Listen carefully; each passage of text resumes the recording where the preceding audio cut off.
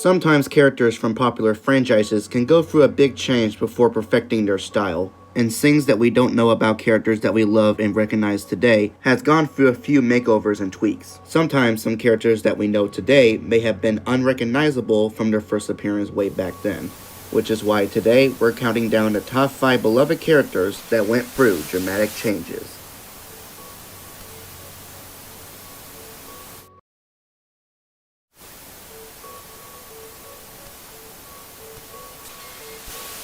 Garfield. We all know Garfield as the fat, lazy cat today. However, there was a time when he was a bit too fat. Mostly back in his first appearance back in 1978, with shorter eyes, big jaws, and walked more like a real cat. However, this style of Garfield wouldn't last for so long, as in a few years later, he was slowly but surely reformed into the cat that we all know and love today. Although, it wasn't just Garfield that had a different style back then, but there's no question that he was the most different out of all of them.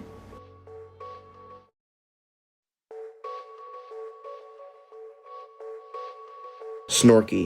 In 1968, Hanna-Barbera released their first live-action show called The Banana Splits, which was about 4 mascot animal characters called Fleagle, Bingo, Drooper, and Snorky. And although the costumes of the characters remained the same just with different tweaks, one of the characters went through a dramatic design change. One of those characters was Snorky, a big hairy elephant who mostly ran around and only communicating by making honking noises. Atta boy, Snorky! Go out there and show those sour grapes how tough I am!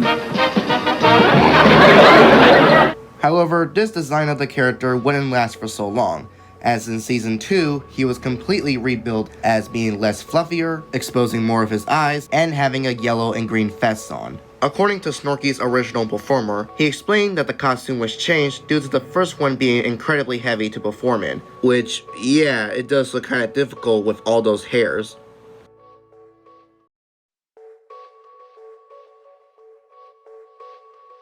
Tweety Bird. We all know Tweety as the lovable little bird who's usually compared with Sylvester. But before his arrival with the cat, Tweety made his first appearance in 1942 when he was first known as a little naked baby bird.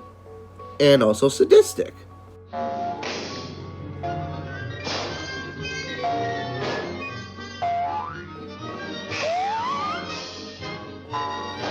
This wouldn't last long though, as it seemed that the audience found it rather disturbing having a naked baby bird with no feathers. So a few years later, Tweety was redesigned with yellow feathers and less psychotic.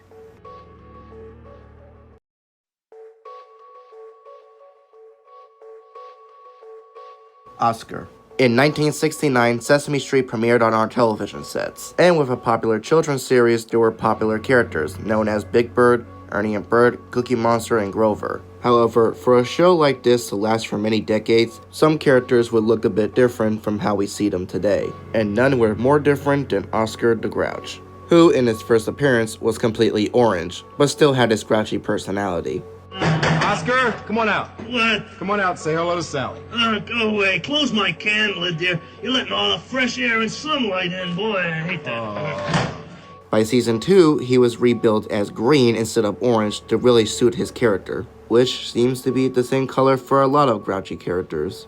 But it wasn't just Oscar who looked a bit odd. Some characters like Grover or Ernie looked almost completely different from what we see them today, with Grover originally being named as Gleep and with dark green fur, and Ernie having a purple and pinkish nose and a purple and orange sweater on.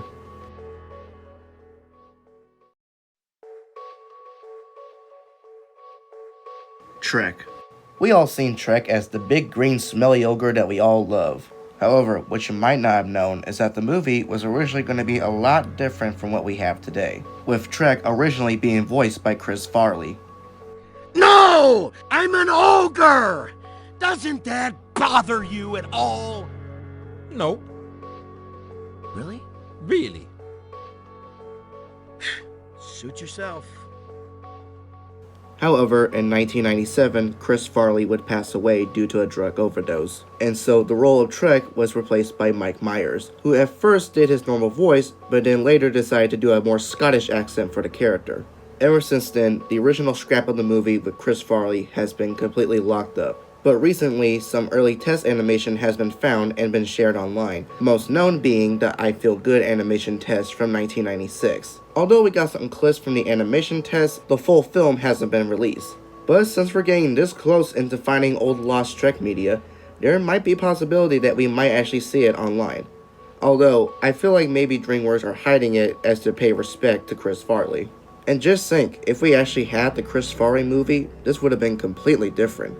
Heck, even Trek would have looked completely different. And you know, it would really shows how many years it would take to get right character designs.